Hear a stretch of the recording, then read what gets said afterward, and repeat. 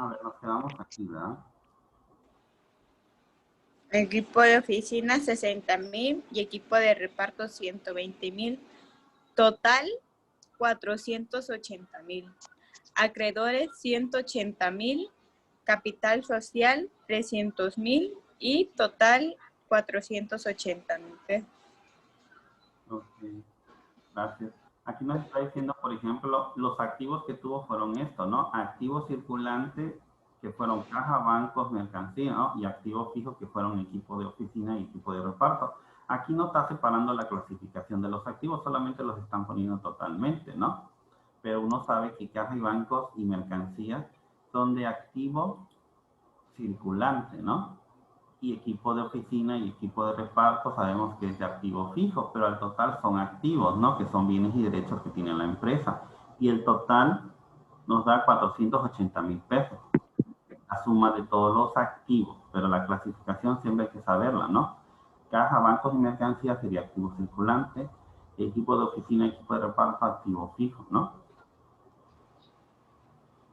Posiblemente en muchos libros este activo fijo le llaman activo no circulante, ¿no? Así lo manejan, ¿no? Los acreedores son aquellos que le compramos a crédito, pero no mercancías, son otras cosas, como muebles, equipos, entre otras cosas, ¿no? El capital social nos está diciendo claramente es el dinero, las aportaciones de los socios. Aquí vamos a sumar los acreedores más el capital social, nos va a dar los 480,000 pesos. Es decir, que el pasivo más el capital social nos da el total, ¿no? Que debe de ser igual a la suma de los activos, que son los 480,000 pesos.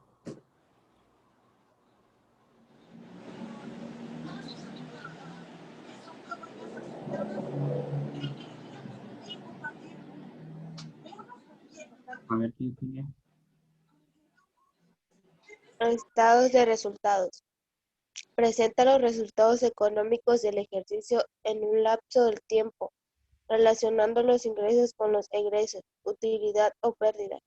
Da una visión más real sobre la operación y acción de la empresa en su objeto social a través del tiempo. Complemento al balance general. El resultado se obtiene al comparar los valores de ventas, ingresos con costos y gastos, es decir, las cuentas de resultados. Ok, gracias. Aquí nos está diciendo claramente que el estado de resultados nos representa el resultado económico del ejercicio. Es decir, si este dentro de un año, por ejemplo, en el año obtuvo ingresos, pero ¿cómo lo saca? Ingresos menos egresos nos da la utilidad bruta, menos los gastos de operación, menos los impuestos, te da la utilidad o del ejercicio o pérdida, dependiendo si los ingresos fueron menores a los egresos, ¿no? Desde ahí parte, ¿no? Por eso las empresas deben de verificar que realmente eh, se vayan manejando correctamente, es decir, que se vayan viendo que los costos no se eleven tanto, ni las compras. Es decir, que los que se deben de elevar son los ingresos, es decir, las ventas dentro de la empresa para que haya una buena utilidad del ejercicio al final del año. Aquí, por ejemplo, nos dice que el estado de resultados refleja una visión de lo real de las operaciones dentro de la empresa y eso es objeto social de este estado en sí, que se refleja lógicamente a través de un periodo de tiempo que por lo regular es un año.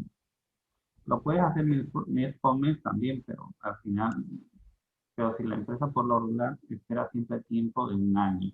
Complemento al balance, sí, porque a través de este se ve la utilidad o pérdida y se refleja dentro del balance general, que es un dato muy importante para ver, checar la situación de la empresa. También aquí se refiere a los valores de ventas de ingresos, es decir, que tenemos que ver qué ventas tiene la empresa, qué productos está vendiendo más, qué productos menos, cuáles son los costos que son más elevados para la empresa, cuáles son los gastos también que se están elevando mucho y checar y tratar de reducirlos para que también se obtengan utilidad al final del año de la empresa. Por eso este estado es muy importante también dentro de la empresa. Siguiente.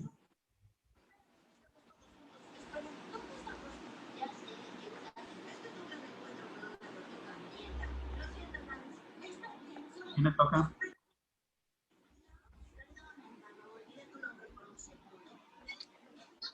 Ingresos.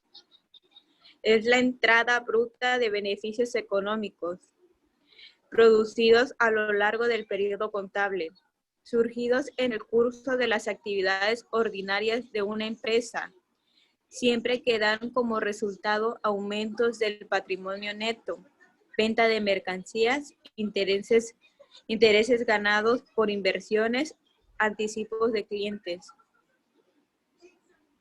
Ok, gracias. Por ejemplo, aquí los ingresos son las entradas de dinero, ¿no? De los beneficios económicos que tiene la empresa. Y siempre esto refleja el aumento al patrimonio, es decir, al capital dentro de la empresa. También este surge por las actividades que realiza la empresa, siempre y cuando estas tienen ingresos.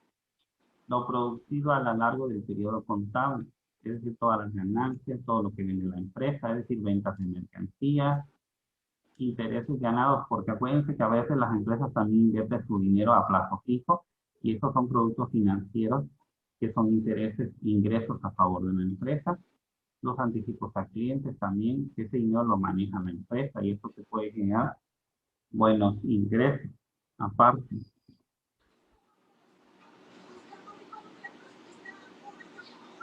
A ver, ¿sí?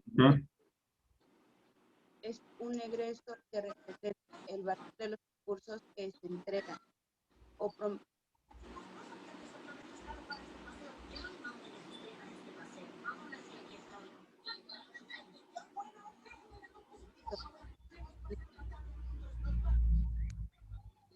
de activos, un incremento o patrimonio contable.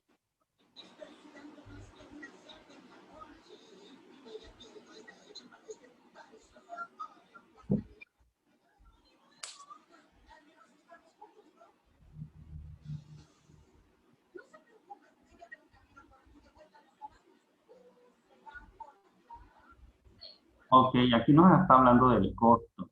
El costo representa un efecto desfavorable sobre la utilidad neta, porque a veces cuando tú compras a precio de costo las cosas, y sí, esto sale bien, pero a veces no checamos los proveedores, ¿no? ¿A qué precio nos va a dar? Puede ser que estemos comprando muy elevado el costo de los productos y así tengamos poca rentabilidad, es decir, poca utilidad dentro de la empresa. Por lo tanto, debemos de checar siempre a los proveedores para incrementar, lógicamente, las utilidades, es decir, reducir los costos, porque al final de cuentas el costo es un ingreso para la empresa, que puede generar un ingreso, pero siempre y cuando este costo sea bajo, que no sea elevado para que esta empresa pueda obtener utilidades.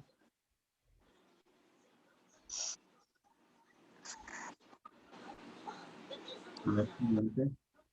Gastos. Es un egreso que no se identifica de manera directa con un ingreso. Coadyuvan a la generación del ingreso. Provocan un efecto desfavorable en su utilidad neta. Representa disminución de activos o incremento de pasivos, siempre que no dan resultados disminuciones del patrimonio neto.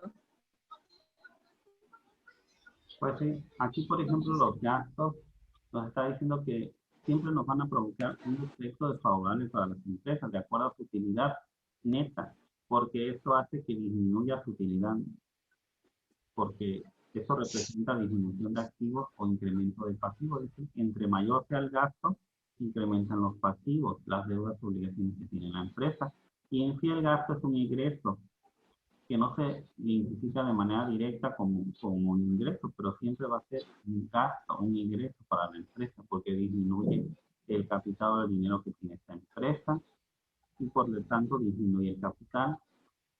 Pero este gasto se puede disminuir lógicamente checando los precios, checando los proveedores, acreedores, pagos de impuestos, tratar de reducir también eso. Se puede hacer siempre y cuando se debe hacer un análisis de toda esta situación que está pasando la empresa.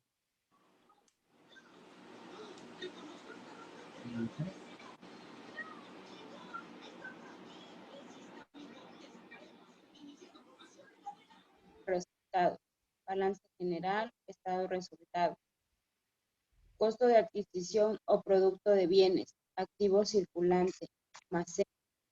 Conforme los bienes se venden, estado de resultados, ventas, costo de ventas, utilidad bruta. Costo de adquisición o producción de pagos anticipados. Activo circulante, pagos anticipados. Conforme los pagos anticipados se devengan, gastos de operación. Ok, gracias. Aquí nos está hablando del flujo de costos a través del balance y del estado de resultados.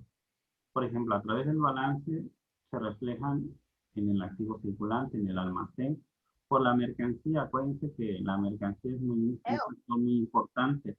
¿Te acuerdas cómo te la vendan? Vas a obtener utilidades. Si los costos son más elevados, no vas a tener tantas utilidades. Por eso a veces se tiene que ir a las empresas industriales para que te den buen precio, no a revendedores o a mayoristas. En el estado de resultados, conforme los bienes se venden, se refleja una utilidad, es decir, ventas menos costos te da la utilidad bruta, pero siempre y cuando el costo no sea más elevado que las ventas, pues no saldría pérdida bruta. Ahí se tiene que ver y cuidar sobre todo ese aspecto para que no, la pérdida no le gane. Es decir, que el costo no sea mayor que lo que se vende, ¿no? Porque sabemos que muchas veces la mercancía tarda en salir y más si estás vendiendo productos que no se venden o productos que se venden pero muy poco.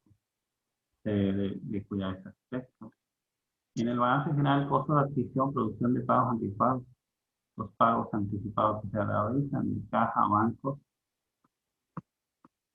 y de documentos por cobrar. Conforme los pagos anticipados intervengan, se venden los gastos de operación. En el estado de resultados se tienen que pagar todos sus gastos de operación, ¿no? Que se hagan también. Con pago de publicidad, pago de empleados, pago de impuestos, entre otros.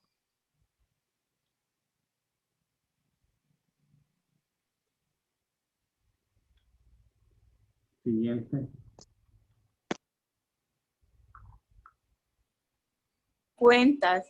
La cuenta es un registro donde se anotan en forma clara, ordenada y comprensible los aumentos y las disminuciones que sufre un valor o concepto de activo, pasivo o capital contable, como consecuencia de las transiciones celebradas por la entidad, transformaciones internas y eventos de todo tipo que la afectan. El nombre que se le asigne a la cuenta debe ser claro, de tal manera que permita identificar el valor o concepto que se registra. Nombre de la cuenta, más, izquierda, derecha, menos. Ok, gracias. Aquí nos está diciendo que las cuentas son los registros que se hacen en forma clara y ordenada, de acuerdo a la disminución y aumento que sufren, ya sea por concepto, pasivo, capital, dentro de una empresa. Y nos está diciendo izquierda, derecha, va a ser de acuerdo al registro, ¿no? De la cuenta que se haga, ¿no? Cuando sean, lógicamente, aumentos activos, debería de ser en el lado izquierdo, pasivos en el lado derecho, por lo regular, siempre es así.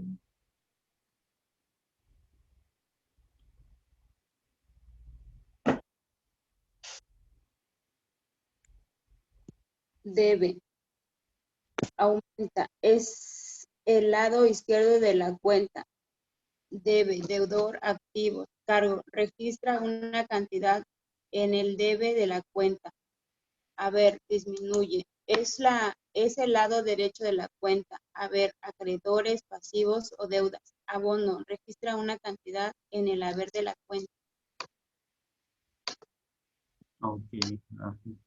Aquí nos está diciendo claramente que el debe siempre va a ser el lado izquierdo de la cuenta, que es de naturaleza deudora, ¿no? Es decir, tenemos los activos son de naturaleza deudora, pues, y siempre se van a cargar, ¿no? Es decir, que se van a registrar siempre en la cuenta del debe. El haber que es el lado derecho de la cuenta. Es decir, el saldo acreedor, es decir, los pasivos de la deuda siempre se van a abonar. Siempre van a ser en el lado del haber. Pero hay que saberlos identificar de acuerdo a la cuenta que esté. A ver quién sigue. Movimiento. Se le llama movimiento a la suma de los cargos y a la suma de los abonos. Por su naturaleza pueden ser movimientos deudor, suma de los cargos de una cuenta o suma del debe. Movimiento del acreedor, suma de los abonos de la cuenta o suma del haber. Cuenta. Cargos izquierdo. Debe. 10,000, 15,000, 35,000. Movimiento deudor. 60,000. Derecha. Haber. 3,000, 5,000, 12,000. Movimiento deudor. 20,000. Abono. Movimiento acreedor. Ok, gracias. Aquí claramente se dice que los movimientos se le llama la suma de los cargos y la suma de los abonos. Ahí claramente, estos son los cargos, como dice, esta es la cuenta, ¿no? La izquierda, derecha debe haber. Estos son los cargos, las cantidades, ¿no? Y los abonos de este lado, y los cargos izquierda, derecha, abonos. La suma de ambos, que es el movimiento deudor y movimiento acreedor, claramente se lo está diciendo ahí. Siguiente. Saldos. Se llama saldos a la diferencia entre los movimientos deudor y acreedor. Existen dos clases de saldos. Saldo deudor. Cuanto el importe del movimiento deudor sea mayor al importe del movimiento acreedor o cuando solo haya recibido cargos. Saldo acreedor. Cuando el importe del movimiento acreedor sea mayor al importe del movimiento deudor o cuando la cuenta solo haya recibido abonos. Cuenta. Izquierda. Debe 10,000, 15,000 y 35,000, que son los cargos. Movimiento deudor, 60,000 y saldo deudor, 40,000. Derecha, haber, abonos, 3,000, 5,000 y 12,000.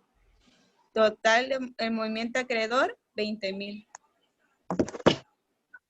Ok, gracias. Aquí nos está diciendo claramente que el saldo es la diferencia entre los movimientos deudor y acreedor, como aquí nos está diciendo claramente el ejercicio. Por ejemplo, los movimientos aquí es la suma del debe, ¿no? En este caso, si yo estoy sumando el debe, me va a dar el movimiento deudor, que son los 60,000 pesos. Si yo estoy sumando el haber del lado derecho, estos son los abonos. Pero la diferencia entre el movimiento deudor, que son los 60,000, y el movimiento acreedor, que son los 20,000, como es el mayor, la cantidad mayor, y lógicamente en el movimiento deudor, entonces la diferencia va a dar 40,000, entonces la voy a poner en el movimiento deudor porque es mayor. Por lo tanto, 60,000 menos 20,000 da un movimiento, un saldo deudor de 40,000. Si hubiera sido mayor aquí el haber, el movimiento acreedor hubiera sido entonces saldo acreedor en este caso. En este caso fue mayor el movimiento deudor, por lo tanto, su saldo es deudor.